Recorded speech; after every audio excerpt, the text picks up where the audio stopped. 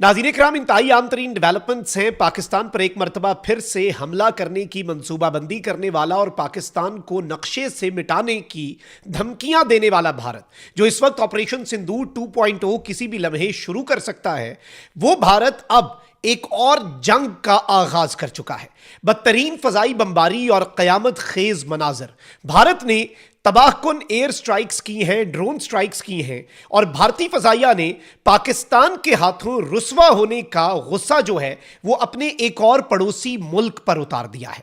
लेकिन यह मामला इंतहाई पेचीदा है और भारत के लिए भी इंतहाई परेशान कुन है। ये सारी डिटेल्स आपके सामने रखनी है। अगर अभी तक आपने इस वीडियो को लाइक नहीं किया तो लाइक जरूर कर दें। कमेंट सेक्शन में पाकिस्तान जिंदाबाद का नारा जरूर लिखिएगा और जिन लोगों ने चैनल को सब्सक्राइब नहीं किया उनसे मेरी ये दरखास्त है कि चैनल को भी लाजमी सब्सक्राइब कर लें। नाज़रीन इकराम, भारत की एक एक्सपेंशनिस्ट सोच है और भारत की एक बदमाशी है इस रीजन के अंदर, जिससे तकरीबन इस खित्ते के अब तमाम तर ममालिक ही तंग हैं। पाकिस्तान, चीन और बांग्लादेश और नेपाल, भूटान और म्यांमार भी। अब म्यांमार जो है नाज़रीन इकराम, ये भारत के साथ बॉर्डर शेयर करता है और इस मुल्क की जो इंपॉर्टेंस है वो बहुत ज्यादा है, क्योंकि भारत के अंदर इस वक्त सिर्फ मकबूजा वादी के अंदर या भारतीय पंजाब के अंदर खालिस्तान वाली सेपरेटिस्ट मूवमेंट नहीं चल रही। भारत के अंदर इस वक्त डजन्स ऑफ सेपरेटिस्ट मूवमेंट्स हैं जिन्हें भारतीय हुकूमत कुचलने की कोशिशें करती है, लेकिन वहां पर जो जुल्म और जबर भारत की मुख्तलिफ रियासतों के अंदर होता है और इस वक्त आर्म्ड ग्रुप्स जो हैं यानी मुसल्ला गिरोह जो हैं वो भी भारत की रियासत और भारत की स्टेट को चैलेंज कर रहे हैं। और इंडियन गवर्नमेंट के लिए एक बहुत बड़ा महाज जो है वो आसाम से लेकर नागालैंड के अंदर खुला हुआ है। अभी याद रखिएगा कि भारत जो म्यांमार के साथ बॉर्डर शेयर करता है, तो भारत के बहुत से ऐसे स्टेट्स जो आजादी चाहते हैं और जिन स्टेट्स की आजादी के लिए मुसल्ला जिद्दोजहद चल रही है, आर्म्ड स्ट्रगल चल रही है, उन स्टेट्स के बहुत से ग्रुप्स पर ऑब्वियसली जो बॉर्डरिंग रीजन होता है वहां पर अपनी पनाह लेते हैं। अब भारत के लिए कुछ नए महाज खुले हैं नाज़रीन इकराम, और हुआ यह है कि भारत ने कुछ एयर स्ट्राइक्स की हैं म्यांमार के अंदर, बर्मा में। म्यांमार का सेगांग रीजन है और यह सेगांग रीजन जो है नाज़रीन इकराम, ये भारत के साथ एक पट्टी सी है और इसके अंदर यह बताया गया है कि हैवी कैजुअल्टीज हुई हैं।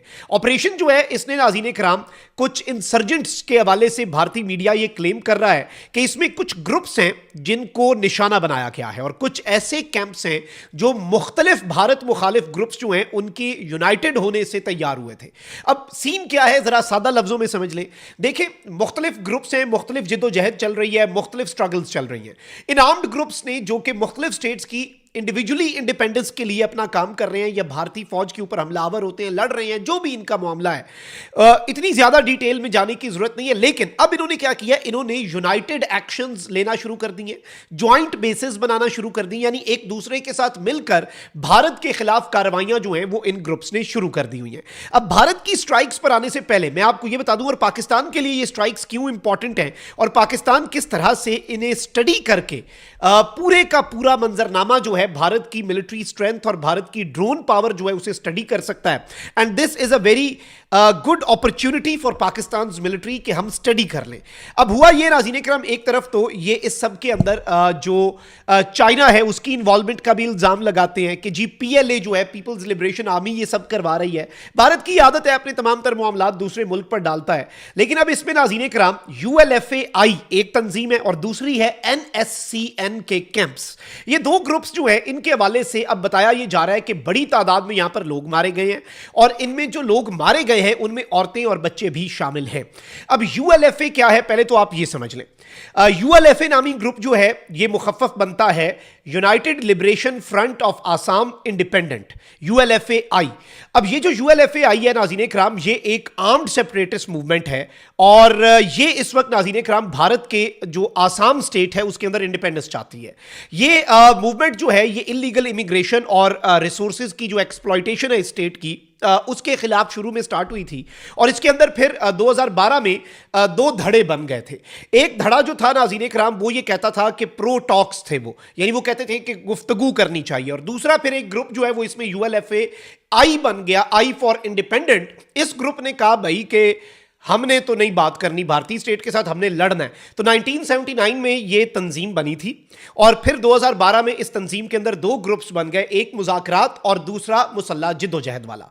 और अब ये नाज़रीन इकराम, इनका ऑब्जेक्टिव सिंपल सा है। इस तंजीम को अगर आप पढ़ें, ये कहते हैं कि भाई हम एक इंडिपेंडेंट सॉवरन मुल्क जो है आसाम का बनाएंगे, जो कि भारतीय कंट्रोल से मुकम्मल तौर पर आज़ाद होगा। और ये कहते हैं कि जी आसाम जो है वो 1947 से जो इंडिया है उसने उसे कॉलोनाइज किया हुआ है, और आसाम की आइडेंटिटी, कल्चर और रिसोर्सेज जो हैं, जिसमें पत्ती है, जिसमें तेल है उनका, उसकी एक्सप्लॉयटेशन जो है वो ये करते हैं। अब एक तरफ तो ये सूरत हाल है, तो वहीं दूसरी जानिब जो दूसरी तंजीम है वो आसाम की नहीं है।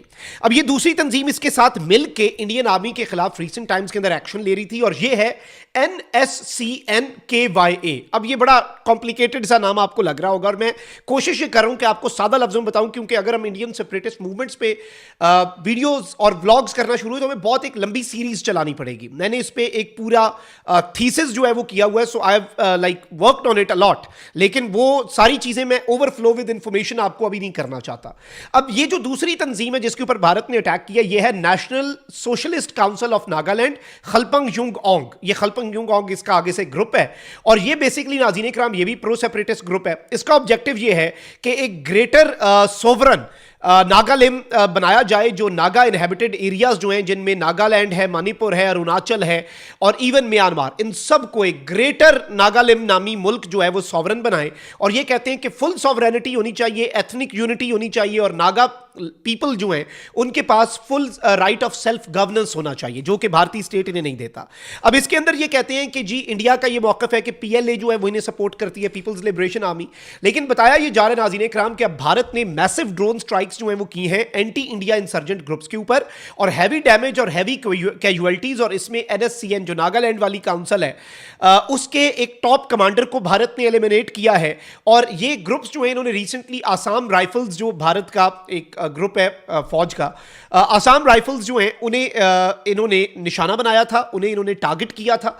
Now how this is important for Pakistan. अच्छा, बाय द वे, जो नागालैंड सोशलिस्ट काउंसिल है, national socialist council of Nagaland, उसने नाज़रीन इकराम ये एडमिट किया है कि 26 लोग, जिनमें 2 सीनियर लोग हैं और बच्चे और औरतें भी हैं, वो मारे गए हैं।